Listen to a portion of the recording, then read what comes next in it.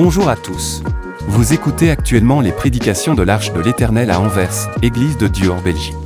Nous espérons que cette parole vous bénira. Que Dieu vous bénisse.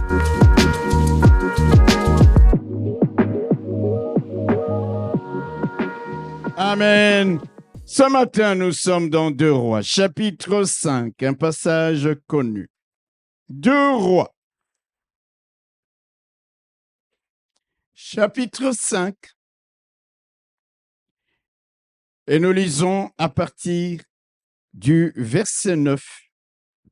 Du verset 9 jusqu'au verset 15. Si nous pouvons nous lever, merci. 2 Rois, chapitre 5, du verset 9 au verset 15. Allons-y. Naaman vint avec ses chevaux et son char, et il s'arrêta à la porte de la maison d'Élisée. Et lui fit dire par un messager, « Va et lave-toi 7 fois dans le Jourdain. Ta chair redeviendra saine et tu seras pur. » Naaman fut irrité et il s'en alla en disant, « Voici, je me disais, il sortira vers moi, il se présentera lui-même, il invoquera le nom de l'Éternel son Dieu, il agitera sa main sur la place et guérira les lépreux. Le fleuve de Damas, l'Abana et les Parpars ne valent-ils pas mieux que toutes les eaux d'Israël? Ne pourrais-je pas m'y laver et redevenir pur? » Et il s'en retournait et partait avec fureur. Mais ses serviteurs s'approchaient pour lui parler et ils dirent, « Mon père, si les prophètes t'avaient demandé quelque chose de difficile, ne l'aurais-tu pas fait? Combien plus dois-tu faire ce qu'il t'a dit? Lave-toi et tu seras pur. » Il descendit alors et se plongea 7 fois dans le Jourdain, selon la parole de l'homme de Dieu, et sa chair redevint comme la chair d'un jeune enfant, et il fut pur. Naaman retourna vers l'homme de Dieu avec toute sa suite. Lorsqu'il fut arrivé, il se présenta devant lui et dit, « Voici, je reconnais qu'il n'y a point de Dieu sur toute la terre, si ce n'est en Israël. Et maintenant, accepte, je te prie, un présent de la part de ton serviteur. Amen. » Alléluia. Le thème de ce matin, c'est « Va jusqu'au bout ». Alléluia. Va jusqu'au bout. Mon frère, ma sœur, ne t'arrête pas de plonger. Ne t'arrête pas de prier. Ne t'arrête pas de chercher. Ne t'arrête pas de frapper. Ne t'arrête pas de combattre. Après avoir commencé, fais toutes choses jusqu'au bout.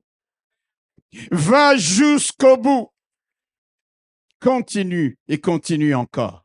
Encore et encore. Car la victoire, le miracle, la bénédiction appartient à ceux qui ne s'arrêtent pas en chemin après avoir commencé. Quelqu'un n'a pas dit un bon amen. La victoire et la bénédiction, les miracles de Dieu appartiennent à ceux qui ne s'arrêtent pas en chemin après avoir commencé. S'il faut creuser, creuse encore et continue à creuser jusqu'à ce que l'eau jaillisse. Non, il n'y a personne qui m'accompagne ce matin. Il n'y a personne qui comprend ce que je dis ce matin. Si quelqu'un comprend, qui dise un bon amen. Va jusqu'à 7 fois. Frères et sœurs, vous savez, le chiffre 7 est le symbole de la perfection. C'est le symbole de la plénitude. C'est le symbole de la totalité. Le chiffre 7 est le symbole de la complétude, de l'aboutissement, de l'achèvement.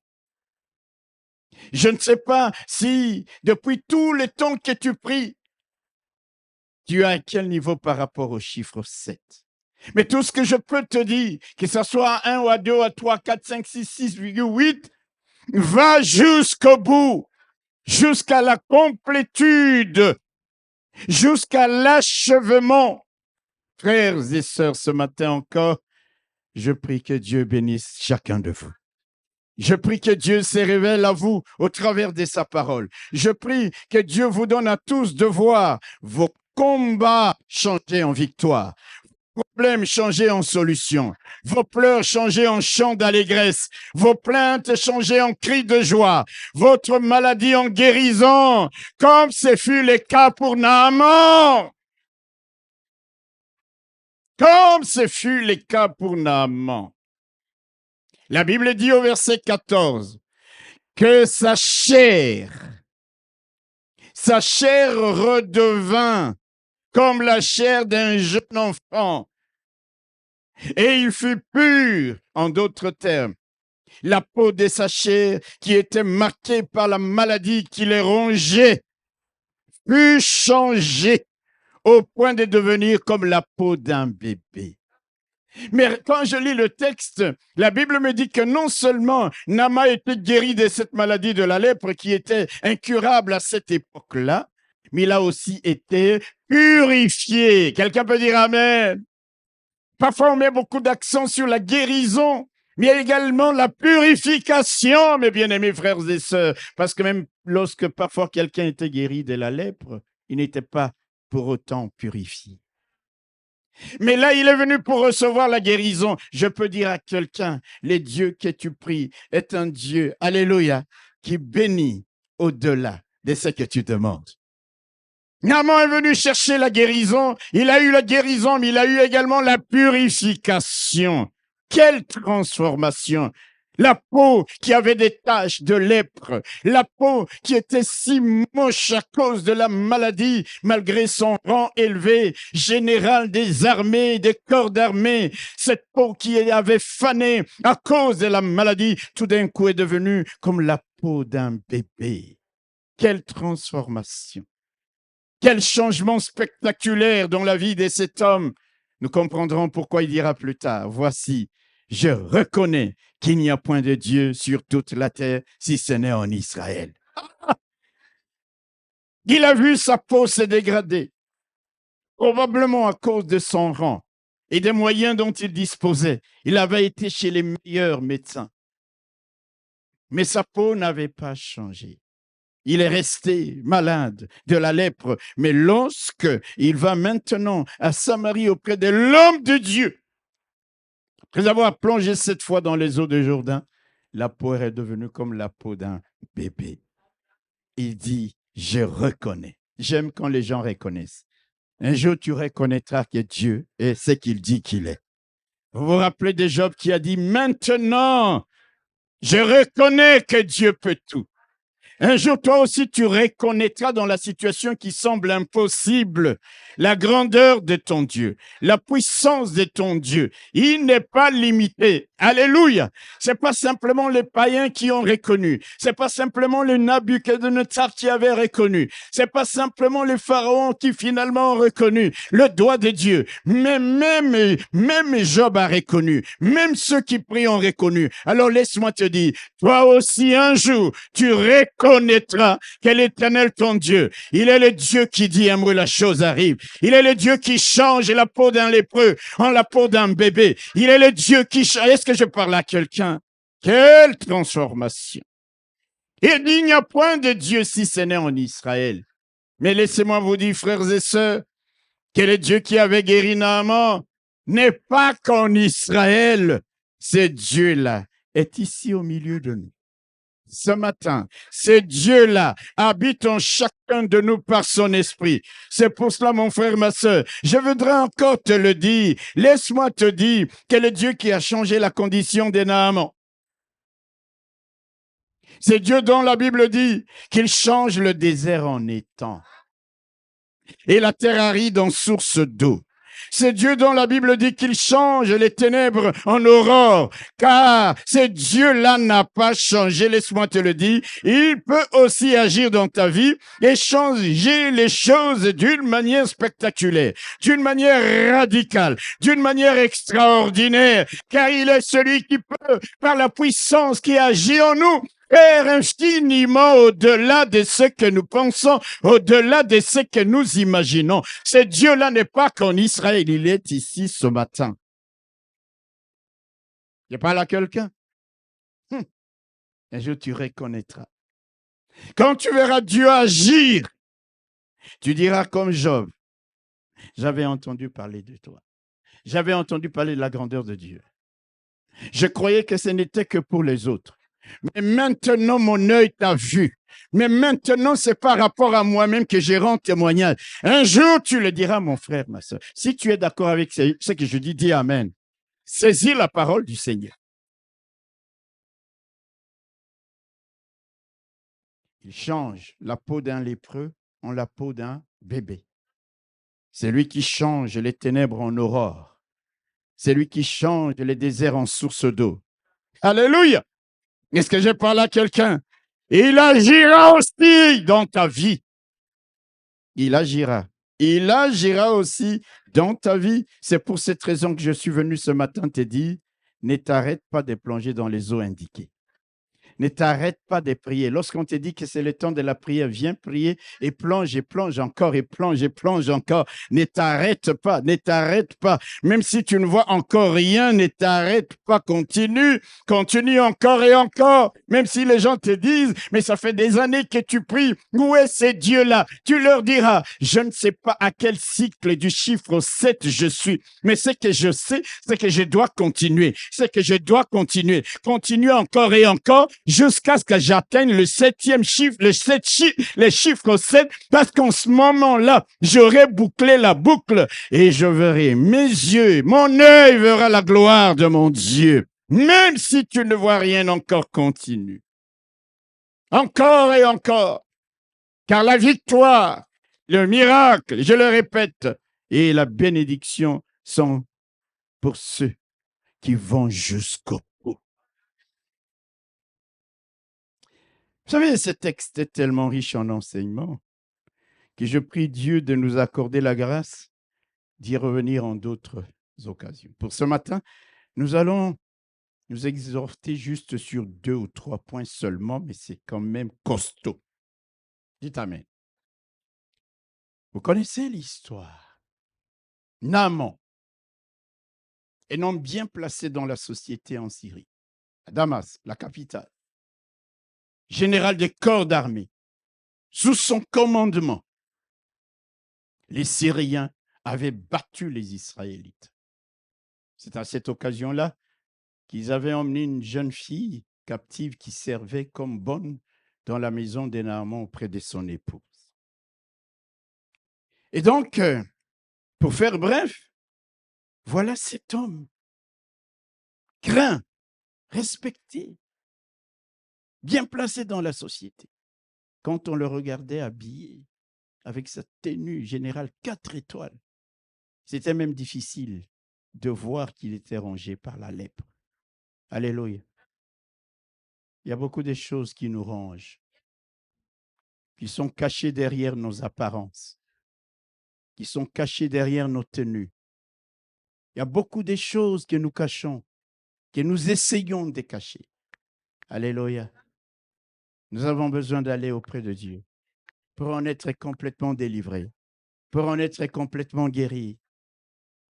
Jetons cette tenue de général 4 étoiles. Le voilà qui se présente à Samarie devant la maison du prophète Élisée pour y être guéri de sa lèpre. Celui-ci ne sort même pas de sa maison. Je parle à quelqu'un. Là, le général Naaman est pris de frustration. Comment ça se fait que moi, qui ai reçu la lettre des créances du roi des Syries, qui fait un peu la paix avec ce peuple que nous avons conquis. Je suis envoyé par le roi des Syries. Comment ça se fait qu'un monsieur, fut-il prophète, ne sorte pas au-devant de moi? Je me disais, dès qu'il entendra que je suis là avec toute ma suite, avec ma délégation, il sortira, il agitera sa main, il priera pour moi, il me guérira de la lèpre. Mais Élisée ne sort même pas. Il me guérira de la lèpre. Mais Élisée ne sort même. Alléluia. Il ne sort pas. Vous savez, quand nous avons une trop haute opinion de nous-mêmes, ça va nous jouer de mauvais tours. Amen. Tu te considères tellement grand que tu crois que partout tout le monde doit faire allégeance. Tu te considères tellement grand que tu crois que partout tout le monde doit faire allégeance. Qu'est-ce que c'est que ça? Alléluia! Tu te crois tellement important que tu t'imagines que partout où tu vas avancer, tout le monde doit te céder la place. Fais-toi petit, on te cédera la place. Alléluia! Fais-toi humble pour ne pas être blessé, pour ne pas être blessé dans ton amour propre, ou dans ce qu'on peut appeler dans le monde, dans ton orgueil. Élisée lui dit, va te laver 7 fois. Combien de fois? 7 fois dans les Jourdains. Ta chair redeviendra saine et tu seras pur. Bien-aimés frères et sœurs, j'aime beaucoup le verbe redevenir. Et dit ta chair, lisez votre Bible, ta chair fera quoi? Redeviendra. Ce verbe a l'essence de ce qui était autrefois, ce qui était ton état d'autrefois, ce que tu as été ou avait été autrefois, ce que tu as perdu dans les jours d'autrefois, ce qui t'a caractérisé autrefois et qui n'est plus qu'un lointain souvenir du passé, tu peux l'avoir à nouveau. Tu peux le vivre à nouveau. Tu peux le devenir à nouveau. Est-ce que quelqu'un peut dire Amen? J'aime beaucoup ce verbe. Il y a des gens, ils considèrent son passé et son présent et il dit, est-ce que tout ce que j'avais connu, est-ce que tout ce que j'avais reçu mais que j'ai perdu, est-ce qu'un jour je pourrais le revoir? Est-ce qu'un jour je pourrais le revivre?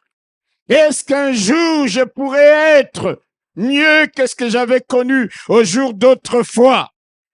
Je voudrais dire à quelqu'un, en Dieu, tous les espoirs sont permis.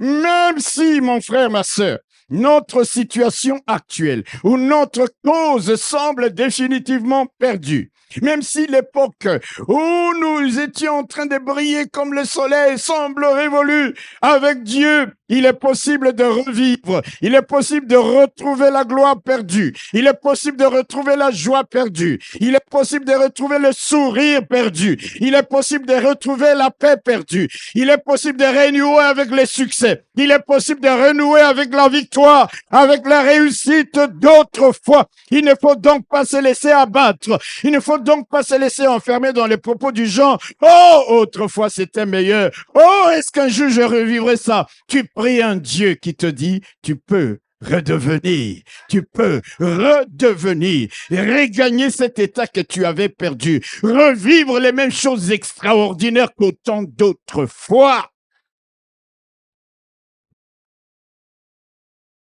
Il lui dit « Va te laver. Dans les eaux du Jourdain, plonge 7 fois et ta chair, dites-moi le verbe, redeviendra. » Si ce matin, il y a un mot que tu dois retenir, c'est ce verbe-là. Alléluia. Redeviendra. Il y a des gens, ils vivent toujours que dans le passé. Excusez, je vais d'abord le dire à Lingala. Tango nazalaka. Tango tozalaka. Quand j'étais. Et c'est vrai que parfois, il était quelqu'un. Et là, Naaman n'est pas né avec la lèpre.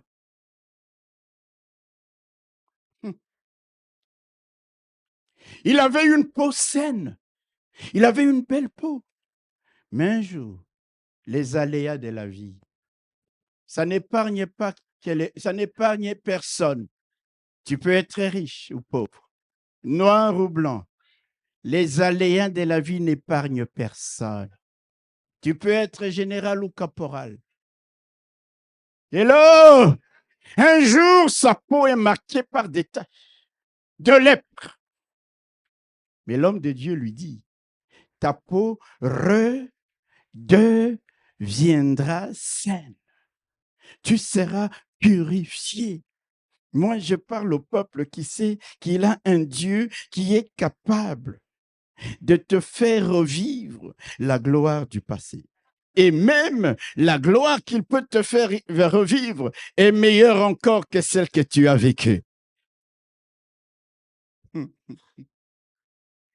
Alléluia. Regardez, bien-aimés frères et sœurs. Lorsqu'un bébé naît, il a une peau tellement tendre, propre, bien lisse. Nous ne nous étonnons même pas, n'est-ce pas? Parce que c'est un bébé. Mais lorsque quelqu'un a grandi, vieilli, attrapé la lèpre, la peau ridée, tannée, tout ce que vous vous imaginez, et qu'un jour il se présente à vous avec une peau comme la peau d'un bébé, ce jour-là, tu vas crier victoire. Tu dis, waouh, pareille chose, je ne l'ai jamais vue.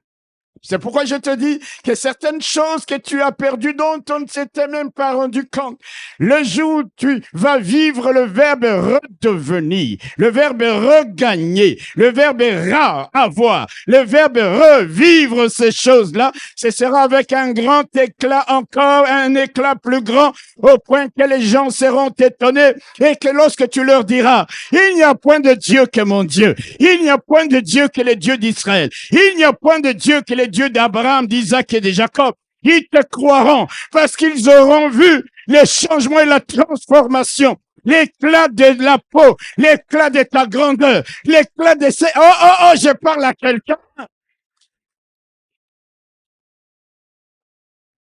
Arrête de t'imaginer que ce que tu as perdu est perdu définitivement. Tu te trompes. Alors tu n'as pas la foi. Chaque jour, je vis. En regardant les meilleures années de mon passé, je dis, je revivrai mieux encore.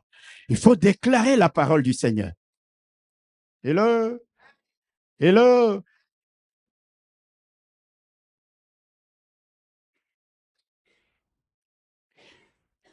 Est-ce que mon mari m'aimera encore comme au temps de nos fiançailles? Va devant le Seigneur. Prie. Alléluia. Un matin comme ça, il s'est réveillé et dit, chérie. Mais vous savez, nous, les Africains, hein, on n'est pas tellement habitués à faire ça que lorsque tu dis ça à ta femme, il dit, mais qu'est-ce que tu as fait de mauvais encore? Parce que là, tu veux me flatter. J'avais entendu un homme qui était parti à un séminaire de mariage qui revient et qui appelle son épouse, chérie. La femme le regarde, elle prend le bâton. Je vais te taper. Qu'est-ce que tu as déjà fait? Tu commences à me flatter. Parce qu'il n'avait jamais entendu. Mais il y a des moments où Dieu touche les cœurs. Alléluia. Même des paroles tendres que tu n'entendais plus. Les hommes. Hum, hum. Mettons ça entre parenthèses. Je parle à quelqu'un. Le verbe est redevenir. Je voudrais dire à quelqu'un, cesse de vivre comme si ce que tu as perdu, tu ne le retrouveras plus jamais. Tu ne le revivras plus jamais. Tu ne le regagneras plus jamais. Non, notre Dieu est un Dieu capable de te faire redevenir, revivre, te redonner. Alléluia! Vous connaissez Job, n'est-ce pas? Job était quelqu'un qui avait été très riche. Il a tout perdu. Vous connaissez l'histoire, n'est-ce pas? Et un jour, ses amis viennent le voir. Et écoutez ce qu'ils lui disent. J'aime beaucoup ça. Dans Job au chapitre 5, Job chapitre 5, le verset 24 à 26. Quelqu'un qui avait tout perdu. Ah, moi j'aime les gens qui viennent vers les autres avec des paroles prophétiques. Fuis quelqu'un qui ne vient vers toi qu'avec des paroles décourageantes. Parce qu'il veut t'entraîner dans l'incrédulité qui est dans son cœur. Et il vient et lui dit ceci. Ah Seigneur, qu'est-ce qu'ils lui disent? Tu jouiras du bonheur sous ta tente. Il était dans le malheur. Vous voyez, c'est ce qu'on appelle une parole prophétique. Ah, parce qu'avec Dieu, même ce qu'on a perdu, tu jouiras du bonheur sous ta tente. Tu retrouveras tes troupeaux au complet. Pourtant, il avait tout perdu, n'est-ce pas? Tu verras ta postérité s'accroître. Tu verras tes enfants, ta descendance, ta famille grandir. Et en ce moment-là, il avait tout perdu. Tu verras ta postérité s'accroître et tes rejetons se multiplier comme l'herbe des champs. Tu entreras au sépulcre dans ta vieillesse. Tu ne mourras pas sans avoir revécu. Tu ne vis... Ah, est-ce que je parle à quelqu'un? Ils viennent et lui disent ça. Quand tu parles avec quelqu'un qui a un problème, quelles sont les paroles qui sortent de ta bouche? Tu dramatises? Tu dis, waouh, ça ne peut pas? Ou tu lui parles selon la pensée de la parole de Dieu? Et dit, tu n'entreras pas, tu entreras au sépulcre dans ta vie. C'est-à-dire, tu ne vas pas mourir sitôt avant d'avoir revécu, avant d'avoir vu à nouveau ta descendance s'agrandir, tes troupeaux être retrouvés au complet. Mais nous savons qu'en ce moment-là, toi et moi, nous lisons la Bible, c'est pourquoi nous pouvons dire que Job a été finalement béni au double, n'est-ce pas? Au double, n'est-ce pas? Il n'est pas mort par l'épreuve, il n'est pas mort par la difficulté. Il est allé jusqu'au bout, jusqu'à ce qu'il dise, maintenant mon œil t'a vu. Maintenant, je sais que rien ne peut s'opposer à tes desseins. Je voudrais dire à quelqu'un, toi aussi, tu jouiras du bonheur dans ta maison. Tu retrouveras tes troupeaux au complet. Tu verras ta postérité. Tu verras ton commerce fleurir. Tu verras ton foyer fleurir. Ah, je n'ai pas parlé à quelqu'un dans l'église. Oh, je pensais que quelqu'un saisissait la parole. Si tu saisis la parole, tu te lèves. Yeah! Je vis avec toujours l'idée. Vous allez me dire, il rêve. Mais rêver avec Dieu, c'est vivre la réalité. Alléluia. Si tu n'as que des pensées négatives, il y a que du négatif qui va t'arriver. C'est pourquoi la Bible dit que tout ce qui est honorable, louable, soit l'objet de vos pensées. Projette-toi dans un avenir glorieux avec ton Dieu. On peut même te diagnostiquer un cancer quand tu oublies que tu as même ce cancer, mais tu penses à la gloire, à la grandeur de Dieu, tu vivras. Parce que les soucis vont te tuer, mais la paix et la joie de Dieu vont te donner la vie. Alléluia. Alors, je voudrais encore dire à quelqu'un, tu entreras au sépulcre dans la vieillesse, après avoir vécu ce que tu as perdu, après avoir retrouvé ce que tu as perdu.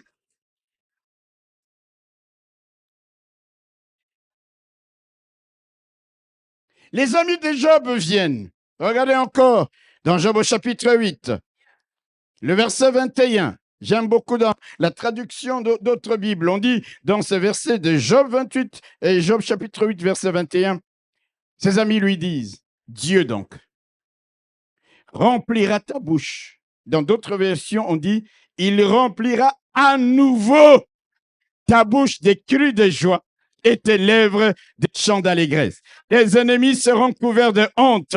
La tente des méchants disparaîtra. Ils viennent le voir et lui disent, Job, tu as tout perdu. La femme t'a abandonné. Les enfants, les troupeaux, les serviteurs. Et puis ils lui disent, Dieu, c'est Dieu-là, remplira à nouveau. Vous comprenez ça? Remplira à nouveau ta bouche des cris de joie et tes lèvres de chants d'allégresse. Mais tes ennemis qui disaient, où est son Dieu? Regarde-les, lui qui croyait, et dit, ils seront couverts de honte au regard de ce que Dieu fera pour toi. Va te laver cette fois. Alléluia. Va te laver. Va te laver. Va jusqu'au bout. Puisqu'il en est ainsi, mon frère, ma soeur, avec ton Dieu, je voudrais te rappeler, et je vais insister là-dessus. Ne t'arrête pas de prier. Ne t'arrête pas d'espérer. Alléluia. Ne t'arrête pas de combattre. Alléluia. Plonge dans les eaux. Non pas une fois, non pas 2 fois, non pas 5 fois, ou 6 fois, mais 7 fois. C'est-à-dire le cycle complet. Le cycle de l'achèvement. Quelqu'un peut dire amen. Le cycle de l'achèvement. Alléluia.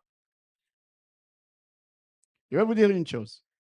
Il faut d'abord que je vous montre le mystère du chiffre 7 à travers quelques passages. Lisons avec moi. Lisez avec moi. Lisons ensemble Josué chapitre 6, un texte bien connu. Josué chapitre 6. Nous lisons du verset 3 au verset 5. Les enfants d'Israël ont quitté le pays d'Égypte. Et l'un des grands obstacles qui étaient sur leur chemin, c'était les grandes murailles de Jéricho. La Bible dit que c'était, enfin l'histoire de la Bible nous dit que c'était des murs de 30 mètres de hauteur, plus de 5 mètres d'épaisseur, de largeur. On dit que 5 voitures pouvaient rouler ensemble sur les murs de Jéricho. C'est-à-dire une ville imprenable. Amen. Une ville comment? Imprenable. Mais écoutez ce que la Bible dit avec notre Dieu. Lorsque vous verrez. Ah non, non. C'est Josué chapitre 6. Excusez-moi, mais qu'est-ce que je fais là? Josué chapitre 6 à partir du verset 3. C'est Dieu qui parle à Josué. Il dit, faites le tour de la ville. Vous tous les hommes de guerre, faites une fois le tour de la ville. Tu feras ainsi pendant combien de jours? 6 jours. Écoutez bien. Le verset suivant. 7 sacrificateurs porteront devant l'arche 7 trompettes retentissantes. Le 7e jour, vous ferez 6 fois le tour de la ville et les sacrificateurs sonneront des trompettes. Quand ils sonneront de la corne retentissante, quand vous entendrez le son de la trompette, tout le peuple pousse des grands cris. Alors la muraille de la ville s'écroulera et le peuple montera chacun devant soi. Dieu pouvait faire que les murailles tombent après un tour. Dieu pouvait faire que les murailles s'écroulent après 2 tours. Mais il y a une symbolique dans le chiffre 7 qui veut dire va jusqu'au bout. Tu tournes, tu ne vois rien. Va jusqu'au bout. Mais regardez ici. Il dit, faites 7 fois le tour de la ville. Une fois par jour. 7 sacrificateurs porteront 7 trompettes retentissantes et le 7e jour, vous ferez 7 fois le tour de la ville qui n'était pas une petite ville. Il n'y a que 7, 7, 7, 7, c'est-à-dire aller jusqu'au bout, parce que si vous allez jusqu'au bout, même si ces murailles paraissent imprenables, même si ces murailles paraissent infranchissables, vous les verrez s'écrouler. Vous sonnerez des cris de joie et vous entrerez dans la ville. Je voudrais dire à quelqu'un, va jusqu'au bout pour ce problème de stérilité. Va jusqu'au bout. Va jusqu'au bout. Va jusqu'au bout. Prie encore et encore et encore quand le cycle sera bouclé. Je parle à quelqu'un? Quand je suis arrivé à Jéricho, au loin, on nous montrait comme des espèces de remparts de la ville. D'autrefois, il y a encore quelques vestiges visibles jusqu'à aujourd'hui. Les scientifiques et les archéologues ont dit: «Ah non, les murailles ne se sont pas écroulées. Les murailles se sont affaissées». C'est-à-dire du. Mais qu'est-ce qui est plus impressionnant entre tomber ou rentrer sous terre? J'ai dit: «Scientifiques, ne contestez pas la véracité de la parole de Dieu». 7 jusqu'au bout. Quelqu'un peut dire amen? 1 Roi chapitre 18.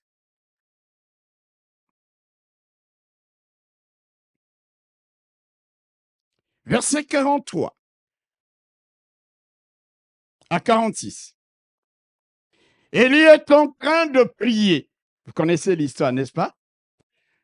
3 ans et demi de sécheresse. Élie commence à prier.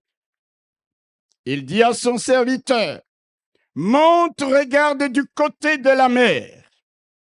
Le serviteur monta, il regardait, il dit: il n'y a rien. Élie dit: combien de fois? 7 fois. Retourne. Il prie. Il va voir du côté de la mer. Il dit: je ne vois rien, maître. Il n'y a rien qui se passe. Élie lui dit: va. Repars. Il va encore à la mer. Pendant ce temps, il prie. Il revient. Il dit: je ne vois rien. 2 fois. Il dit: va.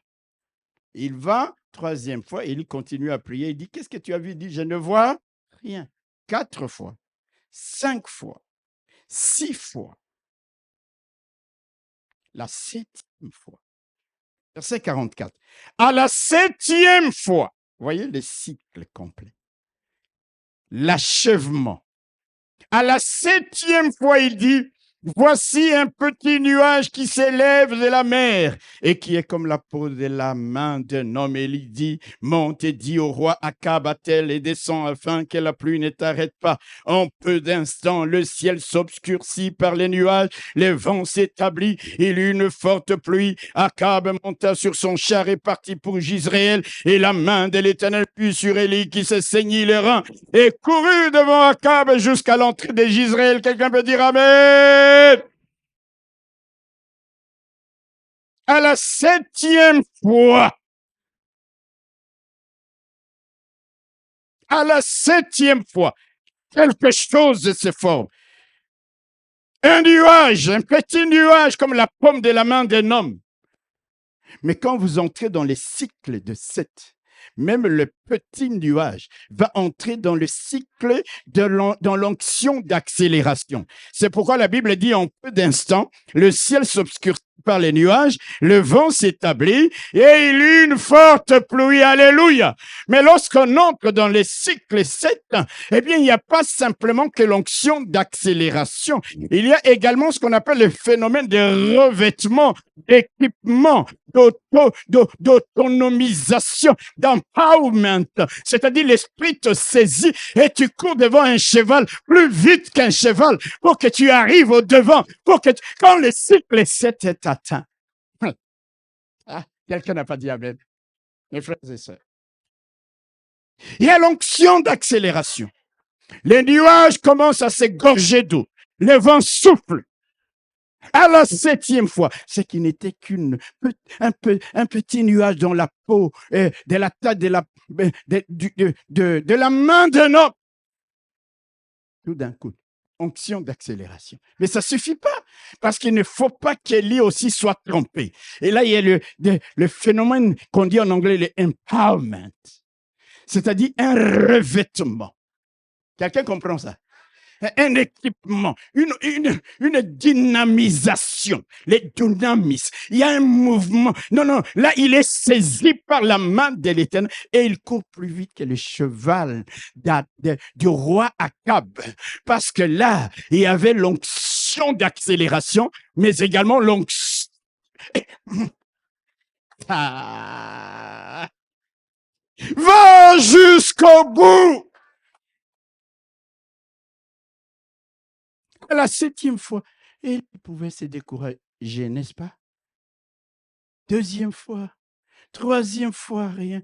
4e fois, rien. 5e fois, rien. Et puis on se dit: ah, toti caca, laissons tomber. Et parfois certains viendront vous dire: à l'arche, il n'y a pas l'onction. Je m'en vais. Le bishop à une certaine époque avait l'onction. Il n'en a plus. Ce n'est pas mon problème à moi. Hello. Moi, je t'enseigne la parole. Je t'entraîne pour que tu ailles jusqu'au bout. Parce que quand tu entrais dans l'onction d'accélération des choses, c'est qu'il avait pris du temps. Alléluia. Va venir en peu d'instants. L'homme faible que tu étais incapable de courir avec les chevaux. L'onction te saisira pour te qualifier et pour que tu cours plus vite qu'un cheval. Hey. Pourquoi je vais m'arrêter en chemin?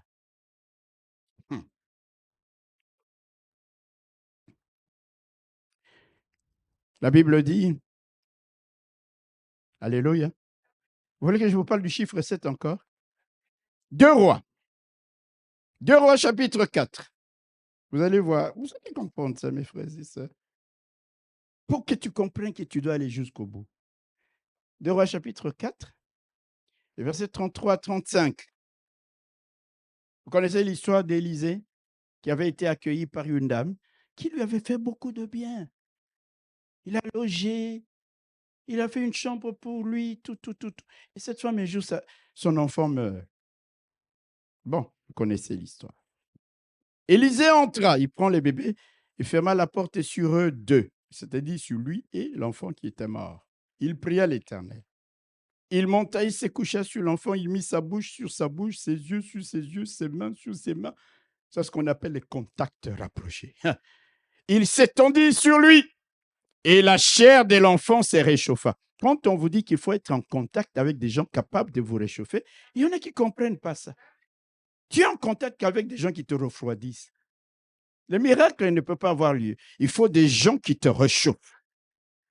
Et la Bible nous dit, c'est tendu, et l'enfant éternua combien de fois? C'est après 7 fois que l'enfant avait ouvert les yeux. Les yeux étaient encore fermés. 7e fois, l'enfant revient à la vie. Le cycle complet. Le mystère du chiffre 7. Le psaume 12 dit, la parole de Dieu est 7 fois épurée. 7 fois épurée. Alléluia. C'est-à-dire qu'elle a été jaugée, pesée, sous-pesée 7 fois. Tu peux croire en elle. Les disciples viennent voir le Seigneur pour lui dire, si quelqu'un m'a fait du tort, combien de fois, n'est-ce pas? Combien de fois je dois lui pardonner? Matthieu chapitre, vous connaissez ça, mais je vous cite comme ça, vous avez des références, vous allez les lire calmement à la maison. Matthieu chapitre 18. Et puis, la prédication n'est pas encore finie. Hein. Là, je suis... De toute façon, je disais qu'il faut que je finisse vite parce que je n'ai pas voté, je vais voter après le culte. Mais peu importe, de toute façon, ce n'est plus obligatoire. Flandre, hein, pour les élections communales. C'est un piège. Vous savez pourquoi? Parce que nos gens, nos concitoyens ici, les locaux, eux, ils ont l'habitude de voter. Vous pouvez dire que ce n'est plus obligatoire. Ils iront voter. Et ils vont voter les leurs. Et nous, les nôtres. Nous, on dira, alléluia, on peut dormir. Et nos frères et sœurs n'auront même pas une seule voix. C'est un piège. Allez voter, alléluia. Tout à l'heure, va. Dites un bon amen. Matthieu chapitre 18. Le verset 21 à 22. Pierre s'approcha de lui et dit, Seigneur, combien de fois pardonnerai-je à mon frère lorsqu'il péchera contre moi? C'est assez, jusqu'à 7 fois. Écoutez, Pierre dit 7 fois. Il veut limiter Jésus. On ne limite pas le Seigneur. Combien de fois nous limitons Jésus? Jésus va me guérir des maux de tête. Alors que Jésus dit non, seulement les maux de tête. Je vais te guérir du cancer. Hello. Pourquoi Jésus lui dit, je ne te dis pas jusqu'à 7 fois, Pierre, il ne faut pas me limiter. Mais jusqu'à combien de fois? 70 fois 7. Vous voyez, il y a 7, 7, 7. Le chiffre de l'achèvement. Alléluia. Moi, je ne sais pas à quel point du cycle du chiffre 7 tu es aujourd'hui dans ton combat, dans ton épreuve, dans ta maladie, dans ta situation. Tout ce que je peux te dire, c'est ne t'arrête pas. Continue, continue, car lorsque ton Dieu s'élèvera, parce que tu es arrivé au bout du cycle, il fera des choses extraordinaires, comme ce qui est écrit dans Isaïe au chapitre 30, le verset 25 à 26. Et je vous lis ça. Est-ce que quelqu'un voulait s'arrêter? Est-ce que quelqu'un voulait s'arrêter? Je te dis, ne t'arrête pas. Continue. Continue encore et encore. Encore et encore. Vous vous imaginez Naaman en train de plonger. Et là, j'ai tellement de choses à dire. Vous croyez qu'il plongeait avec sa tenue 4 étoiles? Hein? Non. Il y a des moments où ta tenue là, c'est 0. Tu dois l'enlever.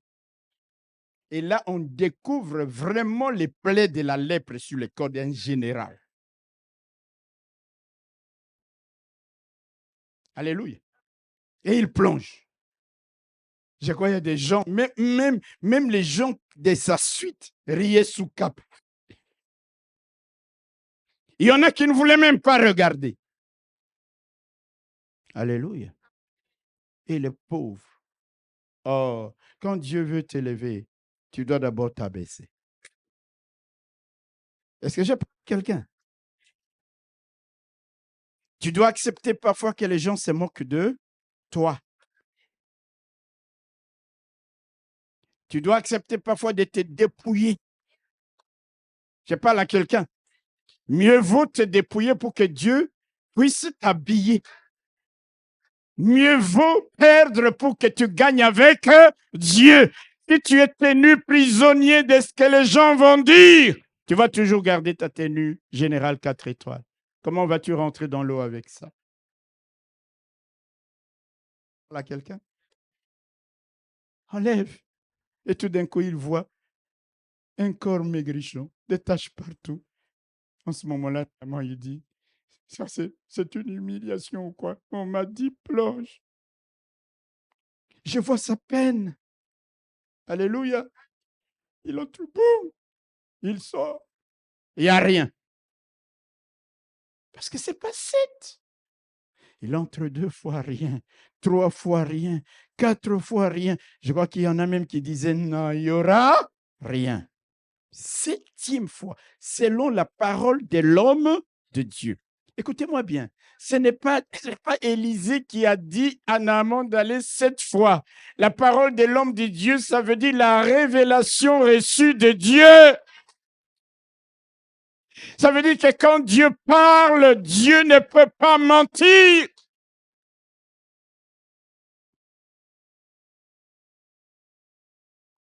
Et donc je te disais, va jusqu'au bout. Parce que lorsque Dieu va faire des choses, tu vas vivre ce qui est écrit dans Isaïe au chapitre 30, le verset 25 à 26. Écoutez ce que la Bible dit. Ah, j'aime la Bible. Alléluia. Sur toute haute montagne et sur toute colline élevée, il y aura des ruisseaux, des courants d'eau au jour du grand carnage. Ce n'est pas ça vraiment le verset qui nous intéresse, c'est le 26. Il dit, la lumière de la lune sera comme la lumière du soleil. Et la lumière du soleil sera 7 fois plus grande. Lorsque l'Éternel bandera la blessure de son peuple et qu'il guérira la blessure de ses coups. Dites Amen, Bandeko. Il dit, lorsque Dieu va venir vers toi pour te bénir, la bénédiction sera, il prend 2 images, l'image de la lune et du soleil. Il dit, la lumière de la lune, chacun de nous connaît la lune, non? Est-ce que la lumière de la lune est claire véritablement? D'ailleurs, la lune n'est pas un astre brillant, vous le savez. Non. la lune s'expose au soleil, stocke la lumière du soleil, et la nuit, elle commence un peu à refléter ça. Et nous disons la pleine lune, non, la lune n'a pas de lumière. Mais les jours où tu iras jusqu'au bout, la lune aura la lumière du soleil. Et la lumière du soleil sera multipliée par quoi? Par 2, par 3, par 4, par 5, par 6, par combien? Par 7.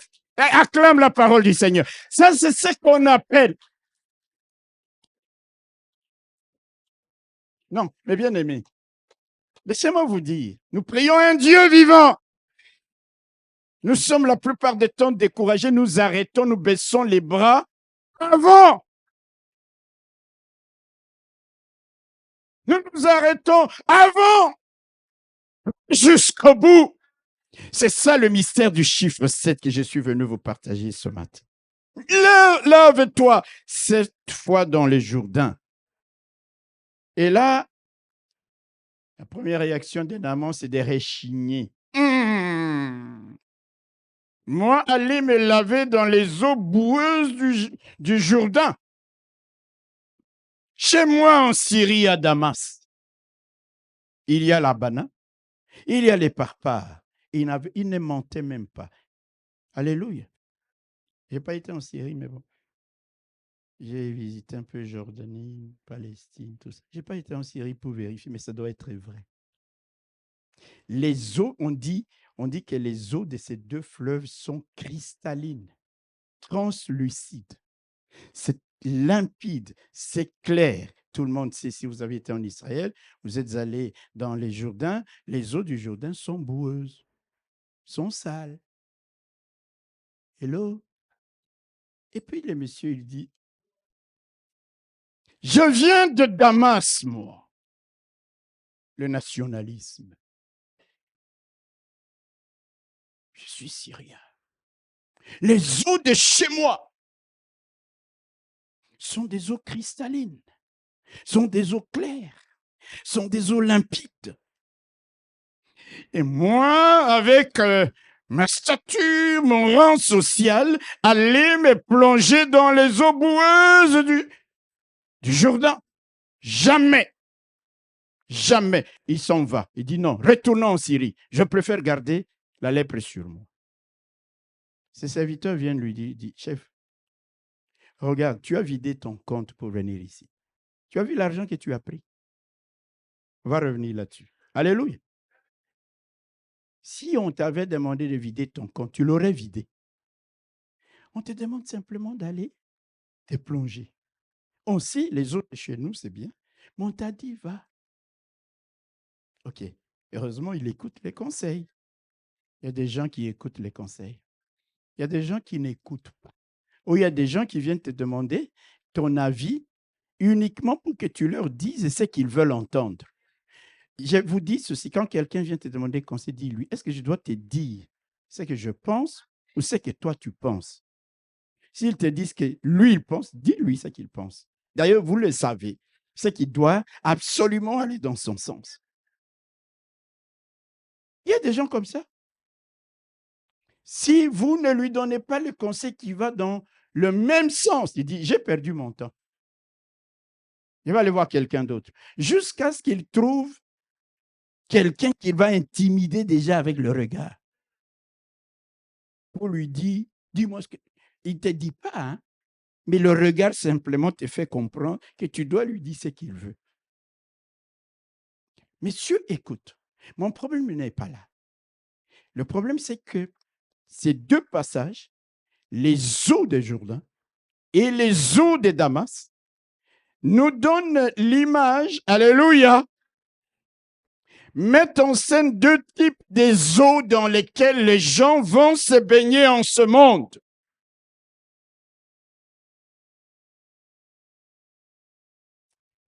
Vous savez, il y a les eaux du monde et il y a les eaux de Dieu.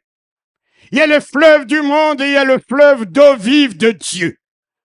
Frères, les eaux du monde ne peuvent guérir personne. ne peuvent libérer personne, ne peuvent délivrer personne, ne peuvent sauver personne. Pourquoi continuer à se baigner dans ces eaux-là?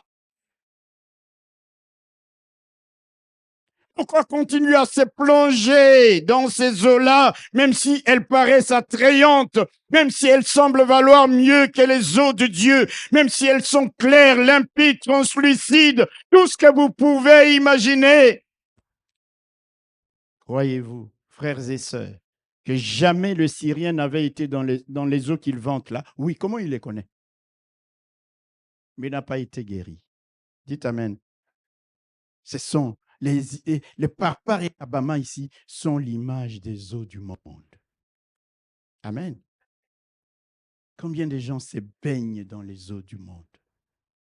Il est dans des cafés où il n'y a que des choses médiocres. Il est dans des boîtes de nuit à se saouler. Tu es dans les eaux du monde. Quelqu'un n'a pas compris? Quelqu'un n'a pas compris? Oh. Sors des eaux du monde. Les eaux de la convoitise des yeux, de la chair, les eaux de l'orgueil de la vie, les eaux des réseaux sociaux et d'Internet, avec la pornographie, la prostitution, les faux enseignements, les faux prophètes, les faux pasteurs. Sors de ces eaux. Tu es malade, tu resteras malade en te baignant dans ces eaux-là. Tu es perdu, tu auras beau te baigner dans ces eaux-là jusqu'à 4 heures du matin, tu reviens, la gueule du bois saoulée complètement, eh bien, tu n'es pas sauvé. C'est deux types des eaux. Les eaux de Syrie, les eaux du monde et les eaux du Jourdain, les eaux de Dieu. Je dis à quelqu'un, heureusement qu'ici, il n'y en a pas, mais peut-être que quelqu'un regardera cette prédication. Je lui dis, sors des eaux de l'occultisme, sors des eaux du fétichisme, sors des eaux de sciences mystiques, sors des eaux des transgressions en tout genre, de l'amour, de l'argent, pour te plonger dans les eaux de la parole de Dieu. Dans les eaux de l'onction et de la puissance du Saint-Esprit, dans les eaux de la prière, alléluia, fervente et persévérante. Quand vous lisez la Bible, vous allez voir cette distinction. Vous connaissez Ézéchiel chapitre 47, qui parle de l'eau qui sortait de quoi? Du temple. Amen. Alléluia. Allez lire à la maison. Les eaux qui sortaient du temple. Le temple, c'est l'image de la maison de Dieu, le lieu de gloire de Dieu, les eaux de Dieu. OK? Vous lisez Ézéchiel au chapitre 47, vous allez comprendre les vertus de cette eau, de ces eaux-là qui sortent du temple. Laissez-moi lire calmement avec vous, mes frères et sœurs. Ézéchiel chapitre 47. Verset, je prends une partie, 7 à 12. Il dit, quand ils m'eurent amené, voici, il y avait sur les bords du torrent beaucoup d'arbres de chaque côté. Il me dit, cette eau, l'eau qui sortait du temple, coulera vers les districts orientaux, descendra dans la plaine. C'est pour dire, ira partout dans le monde. Lorsqu'elle sera jetée dans la mer, les eaux de la mer deviendront saines. Il dit, ces eaux qui sortent du temple, quand elles touchent les eaux de la mer, qui sont salées, les eaux de la mer deviennent des eaux douces. Quelqu'un comprend? Tout être vivant qui s'émeut vivra partout, les torrents coulera. Il y aura une grande quantité de poissons, car là où cette eau arrivera, les eaux deviendront saines et tout vivra partout où parviendra le torrent. Dans les eaux de Dieu, c'est là qu'il y a l'abondance. C'est là qu'il y a la guérison. C'est là qu'il y a la victoire. Alléluia! Vous savez que le livre d'Ézéchiel est appelé le livre de l'Apocalypse de l'Ancien Testament. Quand vous lisez l'Apocalypse du Nouveau Testament, vous allez voir la parole de Dieu reprendre pratiquement ce passage que nous venons de lire. Apocalypse chapitre 22. Apocalypse chapitre 22, versets 1 à 2. Et il me montra un fleuve d'eau de la vie, limpide comme du cristal, qui sortait du trône de Dieu de l'agneau, au milieu de la place de la ville. Et sur les deux bords du fleuve, il y avait un arbre de vie, produisant 12 fois des fruits, rendant son fruit chaque mois, et dont les feuilles servaient à la guérison des nations. Dites Amen. Les eaux de Dieu. Les eaux de Dieu.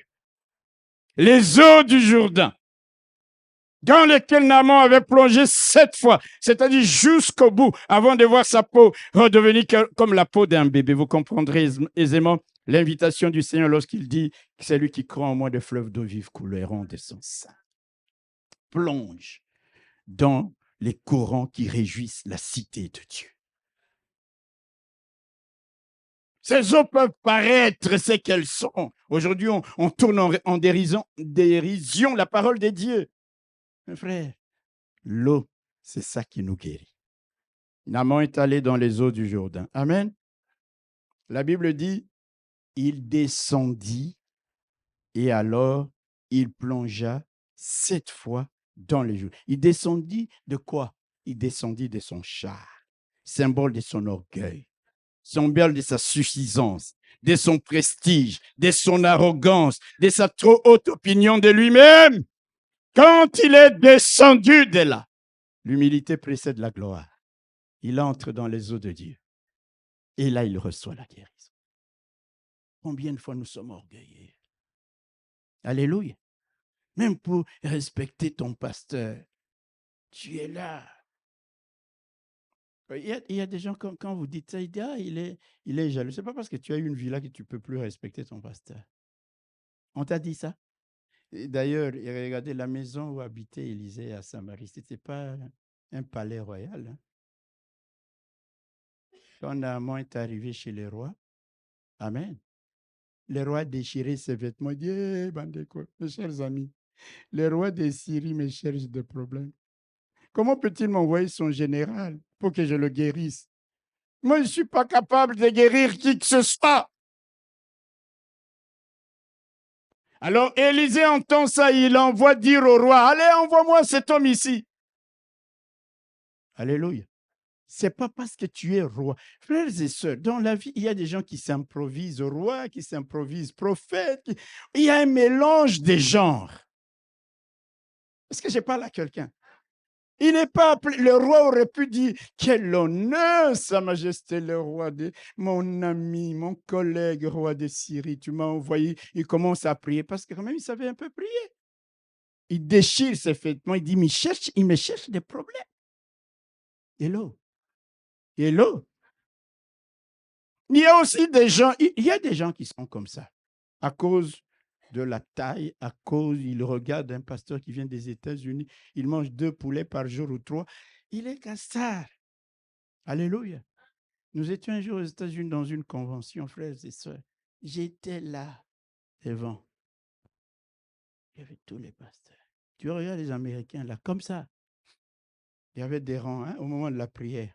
Les gens venaient, ils arrivent. Ils arrivent devant moi. Vous comprenez ce que je veux dire? Et puis, il va là-bas. Et puis, à un moment donné, il y a un engorgement.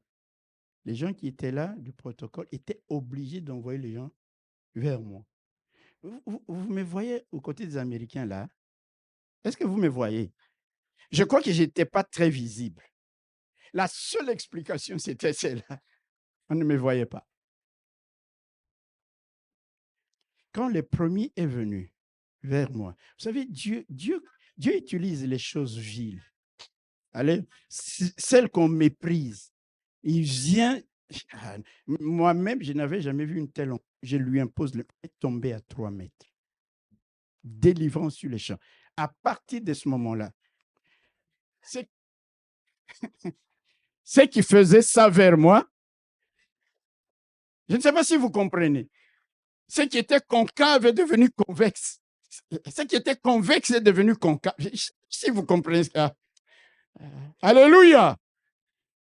Il est allé chez le roi. Il dit, c'est un roi. On ne lui avait pas dit d'aller chez le roi. Mais il est allé chez le roi. Il dit, si un homme ordinaire peut faire des choses comme on me dit ici, alors le roi d'Israël, il fera mieux. Mais le roi d'Israël n'a pas fait les mélanges des genres. Il dit non. Il déchire même ses vêtements. Élisée lui dit, pourquoi tu déchires? Envoie-le-moi. C'est comme ça qu'il est allé là-bas. Alléluia. Je parle à quelqu'un. Et quand c'est comme ça qu'il ne le reçoit pas, parce qu'il avait compris que ce type était d'une arrogance. Et il dit, allez lui dire. Aujourd'hui, si quelqu'un vient chez le pasteur lui dit, je n'ai pas le temps, il se pasteur Zaraboïta, parce que ce n'est pas comme ça. Je suis allé le voir, il ne m'a même pas reçu. Et là, nous aimons les pasteurs qui nous reçoivent avec une secrétaire. Où vous payez, comment on dit, la consultation. En Afrique, c'est comme ça. Là, quand il a payé la consultation, il est dans la salle d'attente comme chez un médecin. Dans beaucoup d'églises en Afrique aujourd'hui, c'est comme ça. Alléluia. Je suis allé un jour à Kinshasa et je vois une de nos églises à côté de l'hôtel où j'étais logé. Nouvelle-Jérusalem. Ah, je pars, j'ai dit, ben, juste à côté, j'arrive là-bas, je vois une jeune fille qui était en train de prier dans la cour. Intercession. Ah, je veux lui parler. Comme pour me dire, ne me dérange pas. Hello, bien aimé. Et puis je vois un frère qui vient. Et je dis, est-ce que je peux parler avec le pasteur? Et il me regarde dit, et si on ne parle pas comme ça avec les pasteurs, hein? Toi, tu veux parler au pasteur? Non, mais il faut prendre rendez-vous. C'est pas comme ça. Toi, tu es qui? Alors, il parle. À la fin, je lui dis, OK, dis au pasteur, c'est une de nos pasteurs qui me connaît d'ailleurs très bien, qui m'a souvent invité d'ailleurs. Je lui dis, dis au pasteur que le bishop Robert est passé ici. Il dit, quoi? Vous voyez, il regardait la taille peut-être. Moi, je n'en sais rien. Il faut que j'aie la taille du frère Edmond. Alléluia! Un jour, on était à une fête comme ça, on cède la place au frère Edmond. Moi, je regarde. Le frère Edmond, il s'est dit, il est pasteur. Hello! Dites un bon amen. Donc, nous, on aime ça. Protocole, tu remplis fiche, tu payes droit de consultation. Et je vais revenir à ça. Élie ne fait rien de tout ça. Il dit, allez lui dire d'aller se baigner. Alléluia. Monsieur, finalement, il entend, il est fâché. On lui donne conseil. Et il dit, bon, je crois quand même dans un acte d'obéissance. Regardez sa démarche. L'humilité, l'obéissance. Il y a la foi aussi, il croit. C'est pourquoi il se met à plonger. Et quand il plonge 4 fois, 5 fois, 6 fois, il ne voit rien, il continue quand même. Ça veut dire qu'il avait la foi. Parce que la foi est liée à la persévérance. Pourquoi je vais persévérer? Pourquoi je vais aller jusqu'au bout? C'est parce que je crois que ce que Dieu a dit est vrai. Si ce n'est pas encore arrivé, ma foi me dit persévère. Ma foi me dit continue. Ma foi me dit va toujours de l'avant. Est-ce que quelqu'un comprend cela? Ma foi me dit vas-y. Cet homme, alléluia, va entrer dans ces processus-là, l'humilité, l'obéissance, la foi, et il continue. Amen. Et le résultat est celui que nous connaissons. Spectaculaire. Un miracle, une bénédiction que les eaux de Damas ne pouvaient lui apporter. Un miracle que tout l'argent qu'il avait emmené avec lui ne pouvait lui accorder. Tout était gratuit. Rien n'a acheté. Alléluia. Écoutez-moi bien. Un vrai homme de Dieu ne vous demandera jamais de payer un quelconque montant pour qu'il prie pour vous. Il ne vous demandera jamais de payer de l'argent pour vous guérir, entre guillemets, ou pour vous délivrer, car la grâce et les faveurs de Dieu ne s'achètent pas.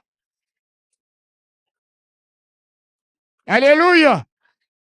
C'est que tu peux lui apporter, tu le fais de plein gré en signe de reconnaissance à ce que Dieu t'a accordé au travers de lui.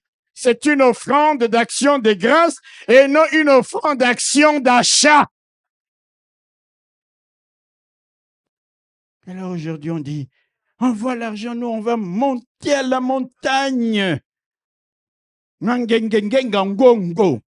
va prier, tu verras ce qui va se passer dans ta vie. Et les naïfs, les gens qui n'ont pas compris les Écritures, il envoie de l'argent. Il n'a jamais fait ça, même à son pasteur, le bishop Yale, qui lui apporte la parole de vérité.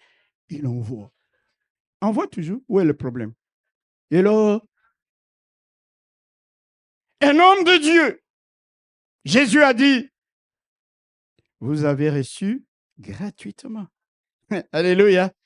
Quand Dieu parle dans le livre d'Ésaïe, au chapitre 55, le verset 1er, qu'est-ce qu'il dit?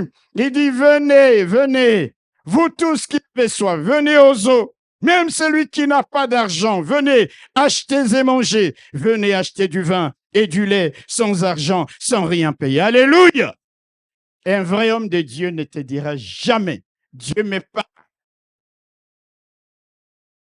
J'entends mon téléphone qui sonne. C'est une sœur de l'une de nos églises qui m'appelle. Il me dit, un pasteur est passé chez nous. Et pendant qu'il prêchait, c'était puissant. Il m'a pointé du doigt, il dit, ma sœur, viens. Je me suis avancé. Il m'a dit, l'âme de ton mari doit être rachetée. L'âme de ton mari. C'est-à-dire ton mari est déjà lié dans les entrailles de la mort. C'est fini, on n'attend plus. Je ne sais pas ce qu'on attendait, ce que les démons attendaient. Je ne sais pas.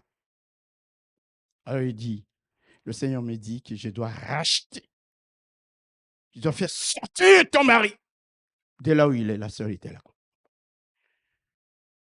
Va vider ton compte. Et la sœur, elle m'appelle. Je lui dis, écoute, ne vide rien. Dis-lui, s'il ne veut pas prier pour acheter ton mari gratuitement, alors qu'il s'en aille, d'où il est venu. Il dit, mais pasteur, j'ai dit, dis-lui ça. Hello, un homme de Dieu ne peut pas faire ça. Alléluia. Alléluia. Aujourd'hui, c'est ça. Dieu me dit, maman.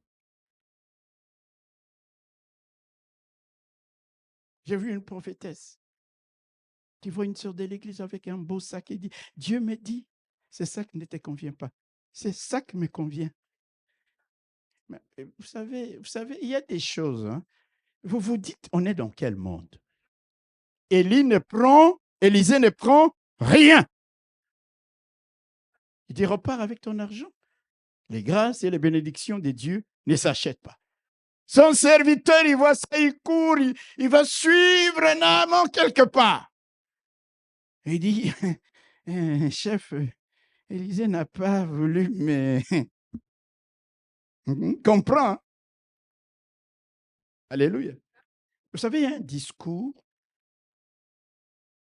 qui ne dit pas les choses clairement. Mais tout le monde comprend. Arrive dans certains aéroports en Afrique. Et là, il regarde ton passeport. Il te dit, maman, toi, tu passes. Toi, tu vas partir. Nous, on va manger quoi? Tu nous laisses seulement comme ça. Il est en train de parler. Hein? Ça n'a pas commencé aujourd'hui. Et vous savez qu'on lui a donné quelque chose et paf, la lèpre est tombée sur lui. Pour nous faire comprendre, bien-aimé, un homme de Dieu ne te dira pas, paye pour ton salut, paye pour ta délivrance, paye pour ta guérison. Il le fera, gratuitement. L'offrande que tu lui apporteras, si tu veux le lui apporter, est une offrande d'action, de grâce, et pas, comme j'ai dit, une offrande d'action, d'achat. Jésus termine l'Apocalypse en disant, c'est fait, je suis l'alpha et l'oméga, le commencement et la fin. À celui qui a soif, je donnerai de la source de l'eau de la vie gratuitement. Gratuitement, alléluia. Et dans Apocalypse au chapitre 22, le verset 7, il dit, et voici, Et voici, je viens bientôt. Heureux celui qui garde les livres de la prophétie de ce livre. Amen. Il dit, gardez ça, comprenez ces choses. Je ne sais pas, je vais terminer. Il y a encore des choses à faire, mais cet homme vient de loin, n'est-ce pas? Redevenir. Je termine par là. C'est pas il a plongé et dit, OK, Élisée, c'est bien. Je vais plonger aujourd'hui. J'ai pris un hôtel, je viendrai parce que ça fait 4 fois que j'ai plongé. C'est rien encore. Je reviendrai demain. Vous savez, dans nos vies, hein, écoutez-moi bien, il y a 2 moments. Il ne faut pas laisser à l'ennemi le temps de se réorganiser. Alléluia. Quand tu commences à frapper, frappe et frappe et frappe et frappe et frappe encore. Je parle à quelqu'un. Il n'a pas de répit, il n'a pas de repos. Tu vas jusqu'au bout.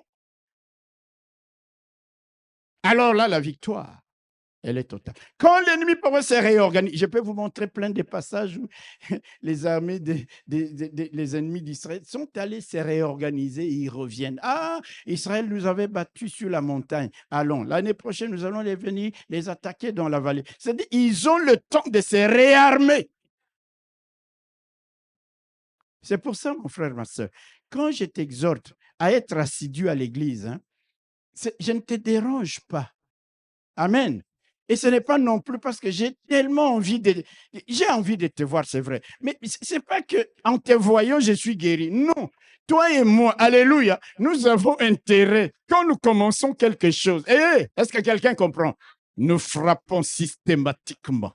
Nous frappons, nous cognons, L'ennemi s'affaiblit et s'affaiblit. Et quand nous atteignons le cycle du 7,